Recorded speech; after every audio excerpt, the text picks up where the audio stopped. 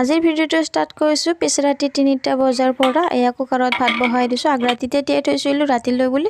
তাৰপিছত হ'ল ভাটিবেলা আৰু ভাটিবেলা 3টা বজাৰ পৰা সোমাইছোঁ পাকঘৰত আৰু ল'ৰাটোৱে খাব বোলে হালোৱা ৰুটি। সেইবাবে মই অলপমান ময়দা আৰু অলপমান দৈ দি এনেকৈ মাৰি থৈ দিছোঁ। অলপ তাতে ৰিফাইন তেলো দিছোঁ। এইফালে হাজবেণ্ডে চৌকাত বহোৱাৰ কাৰণে এখন বাচন কাটি দিছোঁ যাতে কুকাৰটো ক'লা নহয়। ইয়াতে চৌকাত বুটকেইটা বহাই দিছোঁ। তাৰপিছত এতিয়া আহিছোঁ হালোৱা ৰুটি বনাবলৈ। পানী অলপমান দি দিছোঁ, তাতে অলপমান চেনি, 3টা ইলাইচি আৰু অলপমান ফুড কালাৰ। তাৰপিছত ইয়াতে চৌকাত মই বনাইছোঁ। চুজিখিনি প্ৰথমে ভাজি লৈছোঁ অলপমান ঘি দি। তাৰপিছত এতিয়া পানীখিনি গৰম হোৱাত এনেকৈ দি দিছোঁ আৰু ওপৰত অলপমান ড্ৰাই ফ্ৰুটেৰে গাৰ্নিছ কৰি দিছোঁ। এতিয়া চুজিখিনি ঠাণ্ডা নহ'বলৈ মই ইয়াতে ঢাকনিখন মাৰি থৈ দিছোঁ। তাৰপিছত আৰু সন্ধিয়াৰ কাৰণে অলপমান বুট আৰু অলপমান ঘুগুনিও বনালোঁ আৰু লগতে এই পৰঠাখনো বনাইছোঁ। আৰু পৰঠাখন মই আধা ঘণ্টামান থৈ দিছিলোঁ ডোটো